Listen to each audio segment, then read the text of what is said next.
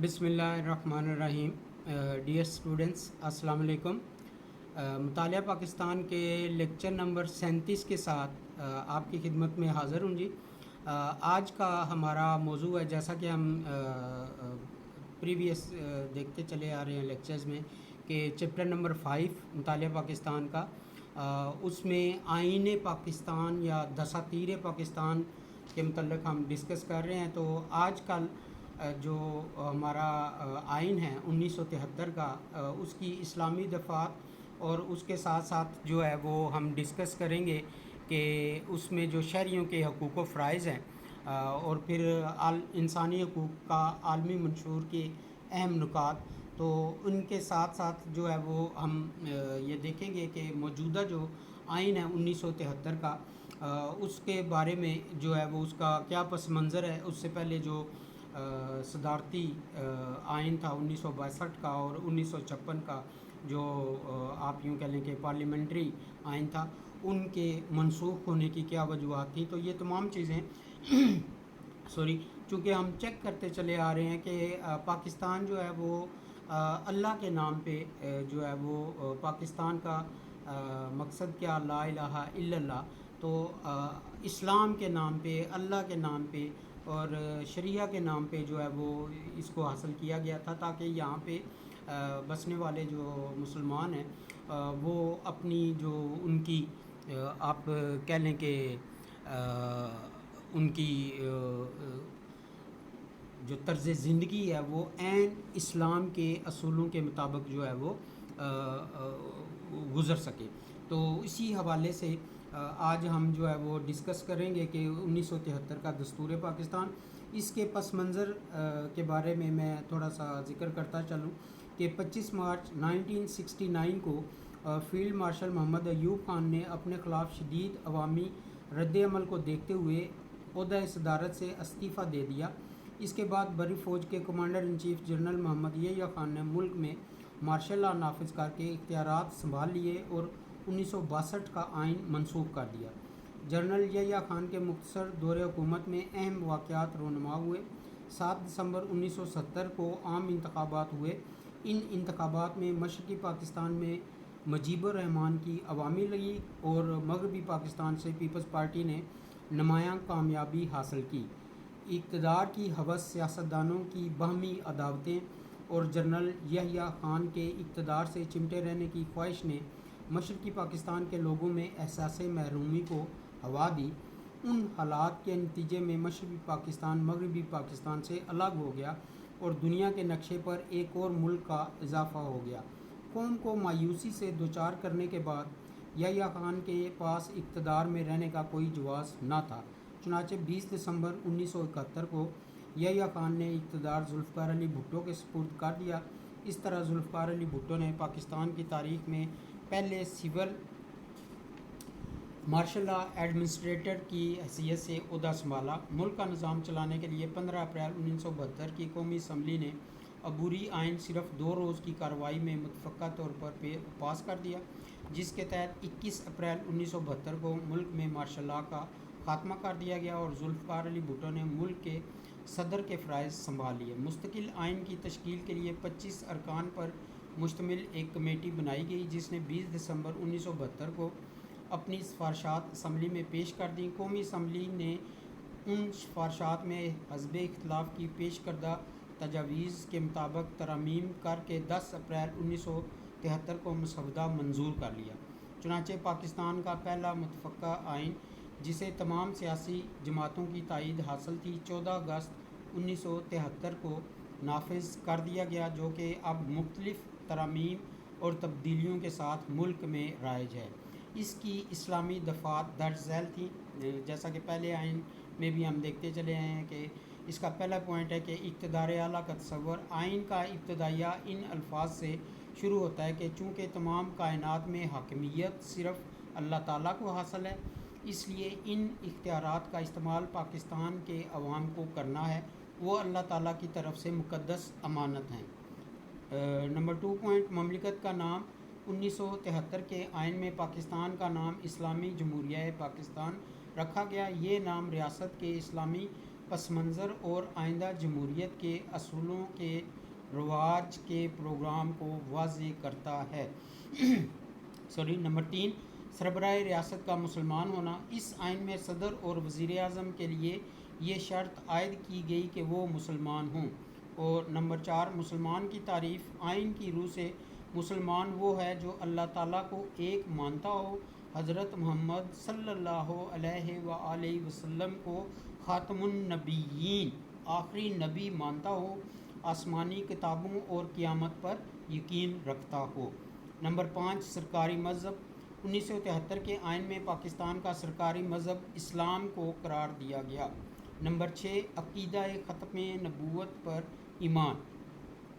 موجودہ آئین میں عقیدہ ختم نبوت صلی اللہ علیہ وسلم پر ایمان ایک مسلمان کے لیے لازمی قرار دیا گیا۔ ختم نبوت صلی اللہ علیہ وسلم کے خلاف کسی بھی مفہوم کی تبلیغ پر پابندی عائد کر دی گئی۔ خلاف ورزی کرنے والے کو تعزیرات پاکستان کے تحت سزا دی جا سکتی ہے۔ نمبر 7، اسلامی قوانین کی بالادستی۔ اس آئین میں اسلامی قوانین کی بالادستی کو تسلیم کیا گیا۔ آئین میں اس بات کی وضاحت کی گئی کہ آئندہ کوئی ایسا قانون وضع نہیں کیا جائے گا جو اسلام کے بنیادی اصولوں کے خلاف ہو۔ 8، اسلامی تعلیمات و عربی کا فروغ۔ موجودہ آئین میں اسلامی نظریات و تعلیمات کے فروغ کے لیے تعلیمی اداروں میں ہر سطح پر اسلامیات کو لازمی مضمون کی حیثیت دی گئی۔ عربی زبان کو ابتدائی کلاسوں میں لازمی مضمون کا درجہ دیا گیا۔ مساجد میں مکتب اسکول اسکیم کا اجرا کیا گیا۔ ایک جدید بین الاقوامی سطح کی اسلامی یونیورسٹی اسلام آباد میں قائم کی گئی۔ 9، اسلامی اقدار کا فروغ۔ آئین میں اس بات کی وضاحت کی گئی کہ اسلام کی بنیادی اقدار یعنی جمہوریت، انصاف، رواداری، آزادی اور مساوات کو ملک میں فروغ دیا جائے۔ نمبر 10، قرآن پاک کی صحیح طباعت۔ دستور 1973 حکومت پاکستان کو قرآن پاک کی غلطیوں سے پاک اشاعت کا بھی ذمہ دار ٹھہراتا ہے۔ یہ ذمہ داری اس سے پہلے کوئی حکومت اٹھانے کو تیار نہیں تھی۔ نمبر 11، اسلامی نظریاتی کونسل کی تشکیل۔ دستور 1973 کی روح سے رائج الوقت قوانین کو اسلامی تعلیمات کے مطابق ڈھالنے کے لیے ایک کونسل کا قیام عمل میں لایا جائے گا جس کا نام اسلامی نظریاتی کونسل رکھا گیا۔ نمبر 12، سماجی برائیوں کا خاتمہ۔ آئین کے تحت وعدہ کیا گیا کہ ملک سے تمام برائیوں مثلاً عصمت فروشی، جوا بازی، منشیات فروشی اور فحش لٹریچر کی اشاعت پر پابندی لگائی جائے۔ نمبر 13، اسلامی اداروں کا قیام۔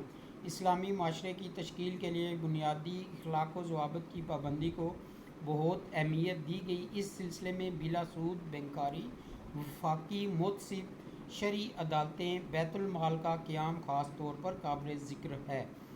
نمبر 14، قرارداد مقاصد آئین کا حصہ۔ قرارداد مقاصد جس میں اسلامی آئین کے خد و خال بیان کیے گئے ہیں ان کو آئینی ترامیم کے ذریعے آئین کا باقاعدہ حصہ قرار دیا گیا۔ نمبر 15، اسلامی ممالک سے تعلقات۔ اسلامی اخوت کے فروغ کے لیے برادر اسلامی ممالک سے قریبی تعلقات کو استوار کرنا بھی اسلامی دفعات کا حصہ ہیں۔ آئین میں اس بات کا بھی عہد کیا گیا کہ اسلامی ممالک سے خصوصی تعلقات اور مسلم ممالک کو قریب لانے کے لیے ضروری اقدامات کیے جائیں۔ 16، زکوٰۃ و عشر کا نظام۔ آئین میں واضح کر دیا گیا کہ مسلمانوں کے لیے زکوٰۃ اور عشر کا اسلامی نظام رائج کیا جائے گا۔ نمبر 17، اقلیتوں کے حقوق کا تحفظ۔ آئین میں غیر مسلم اقلیتوں کے مفادات اور حقوق کے تحفظ کا وعدہ کیا گیا۔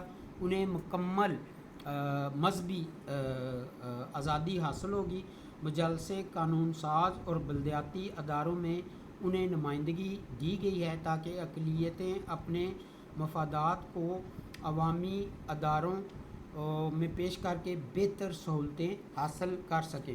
اس کے ساتھ ساتھ ہم دیکھتے ہیں کہ پاکستان میں نفاذ اسلام کے لیے جو ہے وہ کیا اقدامات کیے گئے اسی آئین کی اسلامی دفعات کو مد نظر رکھتے ہوئے، وہ انشاءاللہ اگلے اپنے کسی لیکچر میں ہم ڈسکس کریں گے۔ اس کے ساتھ ساتھ ہم دیکھتے ہیں کہ یہ بھی بتایا گیا کہ شہریوں کے حقوق سے کیا مراد ہے اور شہریوں کے حقوق کیا ہے۔ تو شہریوں کے وہ مطالبات جن کو حکومت تسلیم کرتی ہے اور ان کو پورا کرتی ہے شہریوں کے حقوق کہلاتے ہیں۔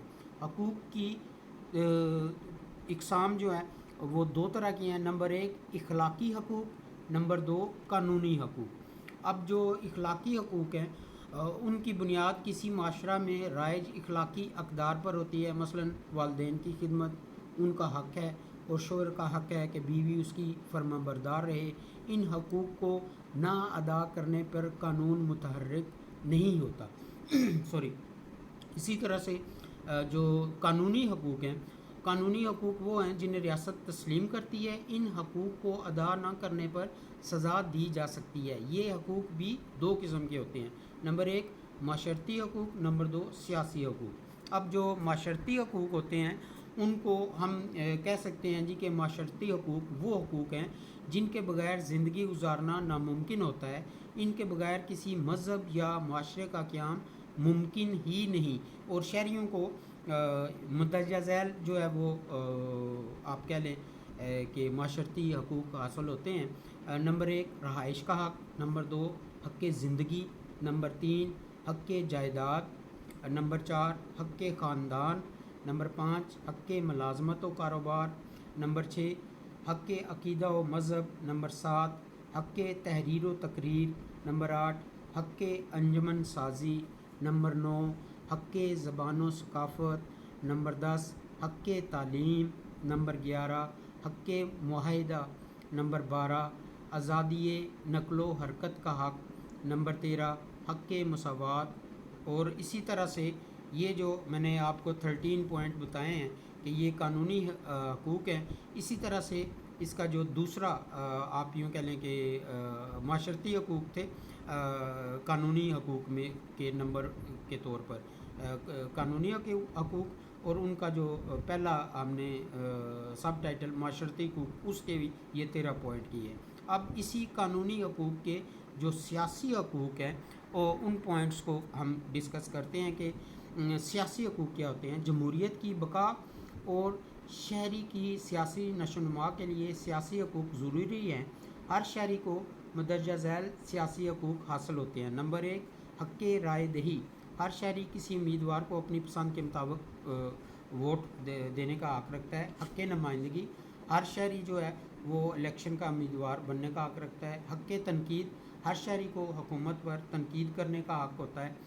اسی طرح سے حق جماعت، ہر شہری کو اپنی سیاسی جماعت بنانے یا کسی سیاسی جماعت میں شامل ہونے کا حق حاصل ہوتا ہے۔ اور اسی طرح سے حق عرضداشت، اسی میں ہم کہہ سکتے ہیں کہ ہر شہری کو حکومت کے نام جو شکایتی عرضی بھیجنے کا حق ہے وہ بھی حاصل ہوتا ہے۔ پھر اسی طریقے سے ہم کہتے ہیں جی کہ مختلف جو حقوق و فرائض ہیں ان کو بھی اگر ہم دیکھے جائیں تو ان کا بھی ایک اچھا خاصا جو ہے وہ بن جاتا ہے کہ شہریوں کے کیا حقوق ہیں اور پھر ان کے کیا فرائض ہیں، پھر ریاست کے کیا حقوق ہیں اور اس کے کیا فرائض ہیں۔ تو یہ تمام چیزیں جو ہے وہ ہم ڈسکس کرتے رہیں گے، لیکن اس کے ساتھ ساتھ ہم یہ دیکھتے ہیں کہ موجودہ دور میں جو انسانی حقوق ہیں ان کا بھی بڑا تذکرہ ہے کہ حقوق سے مراد شہری کے وہ تقاضے ہیں جن کو ریاست تسلیم کر لیتی ہے اور ان کو پورا کرنا ریاست کی ذمہ داری ہوتی ہے۔ حقوق شہری کا وہ دعویٰ ہے جسے اجتماعی زندگی میں ایک دوسرے کی سہولت کے لیے ضروری سمجھا جاتا ہے اور معاشرتی طور پر اسے تسلیم کیا جاتا ہے۔ حق سے مراد عمل کی وہ آزادی ہے جس سے افراد کی خودآزاد صلاحیتوں کی نشو و نما ہوتی ہے۔ جب ریاست شہریوں کی ضروریات کو تسلیم کر لیتی ہے اور ان کو فراہم کرنے اور ان کی حفاظت کرنے کی ضمانت دیتی ہے تو یہ حقوق کا درجہ حاصل کر لیتے ہیں۔ ان کو انسانی حقوق کہتے ہیں۔ اب انسانی حقوق کا جو تصور ہے وہ سب سے پہلے ہمارے پیارے آقا حضرت محمد صلی اللہ علیہ وآلہ وسلم نے آج سے 1400 سال پہلے دیا تھا، اور وہ چارٹر یہ تھا کہ جس میں بنیادی حقوق انسانی بنیادی حقوق کی بنیاد رکھی گئی تھی۔